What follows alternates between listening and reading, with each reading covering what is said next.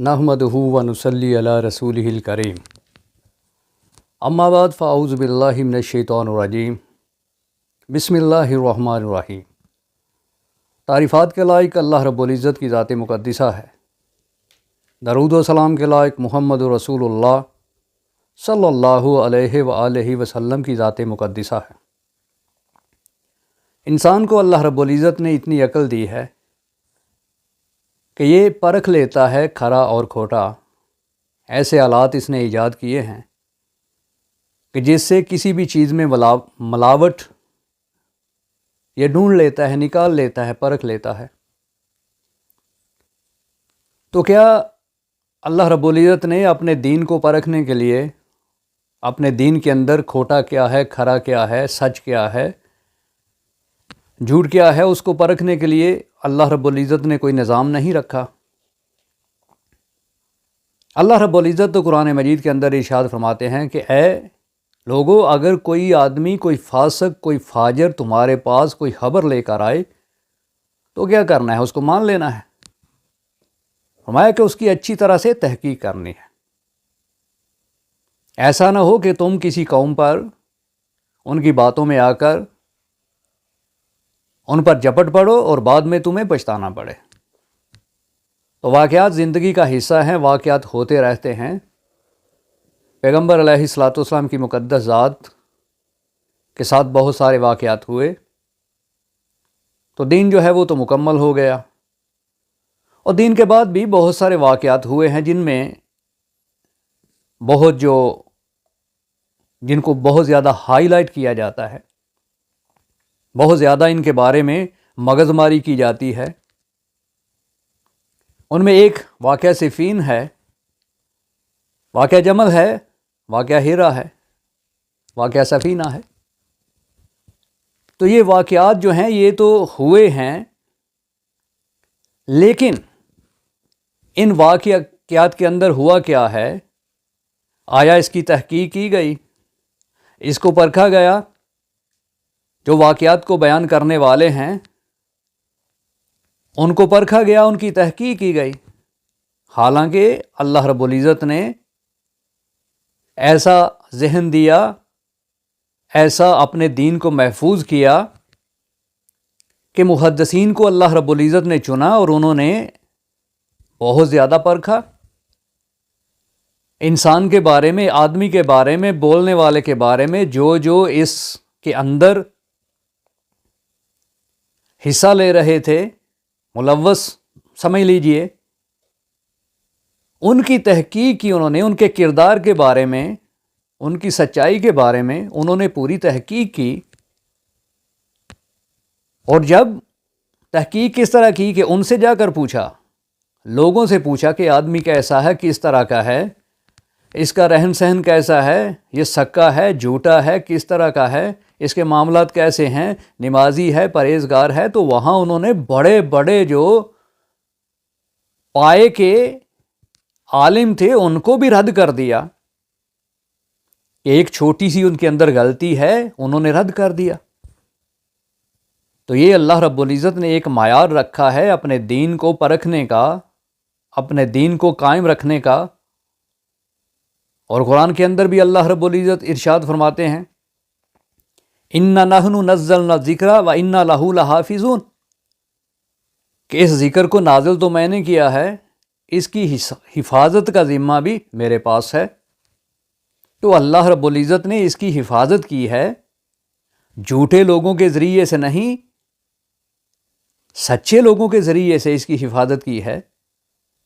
تو ان واقعات کو بیان کرنے والے جو ہیں، احادیث کو پرکھنے کے لیے، جانچنے کے لیے دیکھا جاتا ہے اس کا راوی کون ہے، کیسا ہے، اس کا کردار کیا ہے، سچا ہے، جھوٹا ہے۔ تو اگر کہیں بھی تھوڑا سا بھی شائبہ آتا ہے تو وہاں اس بات کو رد کر دیا جاتا ہے۔ تو ان واقعات کو دیکھنا ہے، ان واقعات کے اندر جو ان کو بیان کرنے والے ہیں، جو ان کو لکھنے والے ہیں، ان کے کردار کو بھی تو دیکھنا ہے کہ نہیں دیکھنا۔ بات اپنے مسلک پہ آئے، اپنی فقہ پہ آئے تو ہم ساتوں سمندر پار سے بھی کوئی نہ کوئی ایسی بات ڈھونڈ کر لے آتے ہیں کہ اپنے مسلک کو، اپنے مذہب کو، اپنی فقہ کو سچ ثابت کرنے کے لیے تو یہ واقعات جو ان مقدس ہستیوں کے بارے میں بہت ساری باتیں لکھی گئی ہیں، ان کو پرکھنے کی ضرورت نہیں ہے، ان کو پرکھنا ضروری نہیں ہے، ان کو پرکھنا تو بہت زیادہ ضروری ہے۔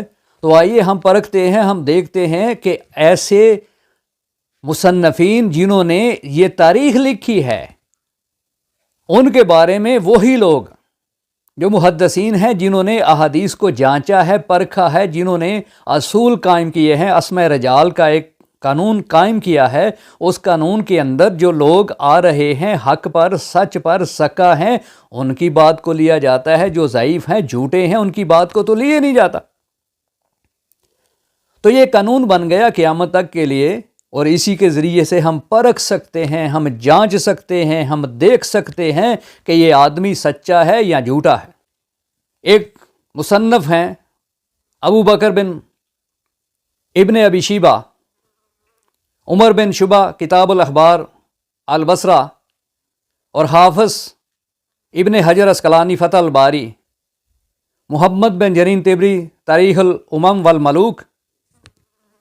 تو ان کا مرکزی کردار جو ہے، ان کو لکھنے والے جو ہیں، یہ تاریخ جو لکھنے والے ہیں، جنہوں نے یہ اس تاریخ کو لکھا ہے، جو بیان کرنے والے ہیں ان واقعات کو،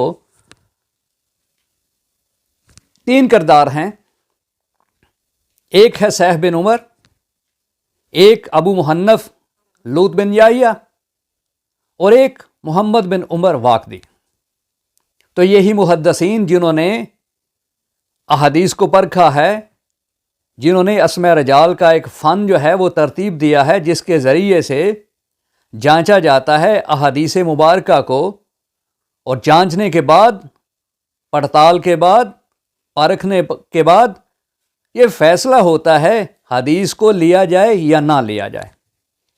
تو آئیے چلتے ہیں انہی محدثین کی نظر میں، ان کی آئینے میں یہ جو مرکزی کردار ہیں ان واقعات کو بیان کرنے والے، ان کے بارے میں کیا فرماتے ہیں۔ یحییٰ بن معین فرماتے ہیں کہ سہل بن عمر جو ہے یہ ضعیف الحدیث ہے، یہ جھوٹا ہے۔ ابو حاتم نے اس کو متروک الحدیث لکھا ہے۔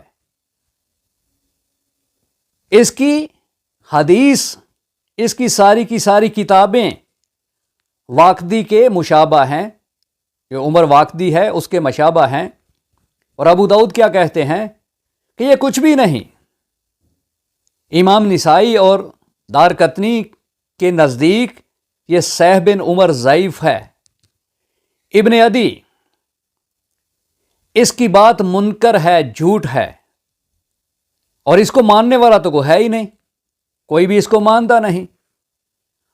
اور ابن حبان کے نزدیک سہل بن عمر کی کیا کیفیت ہے، کیا حالت ہے، فرماتے ہیں کہ یہ موضوع روایات کو نقل کرتا ہے، اور خود بھی احادیث کو گھڑتا ہے، اور اس پر زندیق ہونے کی حد بھی، تہمت بھی لگائی گئی ہے۔ دارقطنی نے اس کو متروک کہا ہے۔ امام حاکم کہتے ہیں کہ یہ روایات کے معاملے میں ساقط ہے، اور یہ کتابیں جو ہیں تہذیب جلد نمبر 4 صفحہ نمبر 295 اور 296، اس کے اندر لکھا گیا ہے کہ یہ جھوٹا ہے۔ میزان الاعتدال ایک تاریخ کی کتاب ہے، اس کی جلد نمبر 2 صفحہ نمبر 255 پہ اس کو جھوٹا لکھا گیا۔ تذکرۃ الموضوعات صفحہ نمبر 262 پہ لکھا گیا ہے کہ یہ جھوٹا ہے۔ تو یہ سہل بن عمر جو مرکزی کردار ہے، واقعہ سفین، واقعہ جمل، واقعہ ہرہ، واقعہ سفینہ کا مرکزی کردار، اس کے بارے میں محدثین کیا فرما رہے ہیں، یہ میں آپ کے سامنے رکھ رہا ہوں دلائل کے ساتھ۔ اس کے بعد باری آتی ہے ابو محنف لوط بن یحییٰ۔ اس کے بارے میں جتنے بھی محدثین ہیں، امام مسلم ہیں، امام بخاری ہیں، ابو داؤد، ترمذی، نسائی، ابن ماجہ، جتنے بھی محدثین ہیں، انہوں نے لکھا ہے کہ یہ اخباری ہے، ہلاک ہونے والا ہے، اور اس کی کسی بات پر اعتماد نہیں کیا جا سکتا۔ ابن معین کیا فرماتے ہیں کہ یہ کچھ بھی نہیں ہے، ابو حاتم نے اس کو سننا ہی گوارا نہیں کیا، اس کو چھوڑ دیا تھا، اس کو ترک کر دیا تھا۔ اور ابن عدی کیا فرماتے ہیں کہ یہ چلنے پھرنے والا بکواس کرنے والا ہے، اور میں تو یہ بھی نہیں پسند کرتا کہ میرے سامنے اس کا ذکر کیا جائے۔ کتاب کامل ابن عدی جلد نمبر 6 صفحہ نمبر 221 پہ لکھتے ہیں کہ یہ کذاب ہے، جھوٹا ہے۔ تذکیرۃ الموضوعات صفحہ 286 پہ لکھا ہے کہ یہ جھوٹا ہے، یہ کذاب ہے۔ اور اس کے بعد جو تیسرا مرکزی کردار ہے واقعہ صفین، واقعہ جمل، واقعہ سفینہ، واقعہ ہرہ کا، وہ ہے محمد بن عمر واقدی۔ اس کے بارے میں امام بخاری رحمۃ اللہ علیہ کیا فرماتے ہیں؟ متروک ہے۔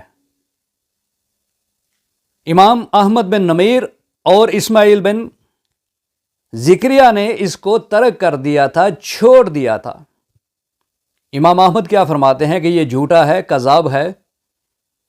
امام شافعی کیا فرماتے ہیں کہ واقدی کی جتنی بھی کتابیں ہیں ساری کی ساری جھوٹی ہیں، جتنی بھی کتابیں ہیں ساری کی ساری جھوٹی ہیں۔ امام نسائی کیا فرماتے ہیں کہ یہ معروف کذاب ہے، جانا ہوا کذاب ہے، سبھی جانتے ہیں کہ یہ جھوٹا ہے۔ امام بندار کیا فرماتے ہیں کہ میں نے محمد بن عمر واقدی سے زیادہ جھوٹا انسان دنیا میں دیکھا ہی نہیں۔ محمد بن سعد نے کتاب طبقات میں واقعہ جمل کا ذکر کیا ہے اور روایتیں جمع کی ہیں، لیکن اکثر روایتیں ناقابل اعتبار ہیں، ناقابل قدر ہیں۔ اور ابن اسیر انہوں نے بھی بغیر سند کے وہی باتیں کی ہیں جو طبری نے بیان کی ہیں۔ اس کے بعد یعقوبی ہیں، انہوں نے بھی اپنی تاریخ میں جو باتیں لکھی ہیں وہ طبری کے اندر جو روایات ہیں ان کو مختصراً بیان کیا ہے۔ اور ابن کثیر نے اپنی کتاب البدایہ والنہایہ میں طبری کی روایتوں کو مختصراً بیان کیا ہے، لیکن سندیں ان کی بیان نہیں کی۔ ابو الفدا اسماعیل نے اپنی کتاب المختصر فی اخبار البشر میں واقعہ جمل کا ذکر کیا ہے، لیکن کوئی نئی بات نہیں کی، وہی باتیں کی ہیں جو طبری کے اندر بیان کر دی گئی۔ ابن خلدون نے بھی ان واقعات کا ذکر کیا ہے، اس نے ایک بات کا اضافہ کیا ہے، اس نے یہ اضافہ کیا ہے کہ نعوذ باللہ من ذالک حضرت علی رضی اللہ تعالیٰ عنہ کی مقدس ذات نے عائشہ صدیقہ کائنات رضی اللہ تعالیٰ عنہ کی مقدس ذات پر عتاب کیا، زد و کوب کیا، مارا پیٹا، قہر ڈایا۔ تو یہ ابن خلدون نے تاریخ کی دجیاں اڑا کر رکھ دی ہیں، اور یہ سارے کے سارے جتنے بھی ہیں یہ ناول نویس ہیں، ان واقعات کو انہوں نے افسانہ بنا دیا۔ واقعہ کچھ ہے، لیکن افسوس اس بات کا ہے کہ پڑھے لکھے جاننے والے احادیث کی بات آئے تو ان تینوں کی بات کو نہیں لیتے، کہتے ہیں کہ یہ جھوٹے ہیں، لیکن تاریخ کے اندر آ کر ان تینوں کی باتوں کو جو اخباری ہیں، جھوٹے ہیں، کذاب ہیں، قصہ گو ہیں، قصہ لکھنے والے ہیں، جن کو محدثین نے ترک کر دیا تھا، آج کے علماء نے ان کو سینے سے لگا لیا، ان کی باتوں میں آ گئے، ان کی باتوں میں آ کر ایسی باتیں، ایسے بہتانات لگائے گئے مقدس ہستیوں پر جو قرآن و سنت کے خلاف ہیں۔ اور بات سمجھ میں نہیں آتی کہ جب اللہ رب العزت کا قرآن یہ فرما رہا ہے کہ جب کوئی تمہارے پاس فاسق اور فاجر خبر لے کر آئے تو اس کی تحقیق کر لیا کرو، محدثین نے تو بتا دیا یہ فاسق ہیں، یہ فاجر ہیں، یہ جھوٹے ہیں، یہ کذاب ہیں، یہ حدیثیں گھڑنے والے ہیں، یہ حدیثیں لکھنے والے ہیں، انہوں نے تو ان کو چھوڑ دیا تھا، اور آج کے علماء نے ان کو جفا مار لیا۔ اور جفا مارنے کا انجام کیا ہوا کہ آج مسلمانوں کی اولادیں اپنے ہی اکابرین پر برس پڑیں۔ کسی نے نعوذ باللہ امیر معاویہ پر زبان درازی کی، کسی نے حضرت علی رضی اللہ تعالیٰ عنہ پر زبان درازی کی، کسی نے اما عائشہ صدیقہ کائنات رضی اللہ تعالیٰ عنہ کی مقدس ذات پر زبان درازی کی، کس وجہ سے؟ ان جھوٹوں کی باتوں میں آ کر۔ تو فرمایا پیغمبر علیہ الصلوۃ والسلام کی مقدس ذات نے کہ ایک آدمی کے لیے جھوٹا ہونے کے لیے اتنا ہی کافی ہے کہ وہ کسی بات کو سنے اور بغیر تحقیق کے آگے بیان کر دے، اس کے لیے یہی کافی ہے کہ یہ جھوٹا ہے۔ تو اگر یہ جھوٹا ہے تو بیان کرنے والے تو ہیں ہی جھوٹے، ان جھوٹوں کی باتوں میں آ گئے، ان جھوٹوں کی باتوں میں آ کر ہم نے اپنے اکابرین کو نہیں بخشا، ہمارے دلوں میں بغض آ گیا، ہمارے دلوں میں حسد آ گیا، ہمارے دلوں میں کسی نہ کسی کے بارے میں نفرت آ گئی۔ تو اس کا انجام صحیح نہیں ہے، انجام اس کا بہت برا ہے۔ تو سامعین، میں نے آپ کے سامنے بات رکھی ہے، اب خود ہی فیصلہ کیجئے کہ ان جھوٹوں کی باتوں کو لینا چاہیے کہ نہیں لینا چاہیے۔ بات سمجھ میں آئے تو ہاں ضرور کیجئے گا۔ اپنے لیے بھی اللہ رب العزت سے دعا ہے، آپ سب دوستوں، بزرگوں، ساتھیوں کے لیے بھی اللہ رب العزت سے دعا ہے کہ اللہ تبارک و تعالی ہم سب کو صحیح دین کو سمجھے اور ان جھوٹے کذاب لوگوں سے بچنے کی توفیق عطا فرمائے۔ وآخر دعوانا ان الحمد للہ رب العالمین۔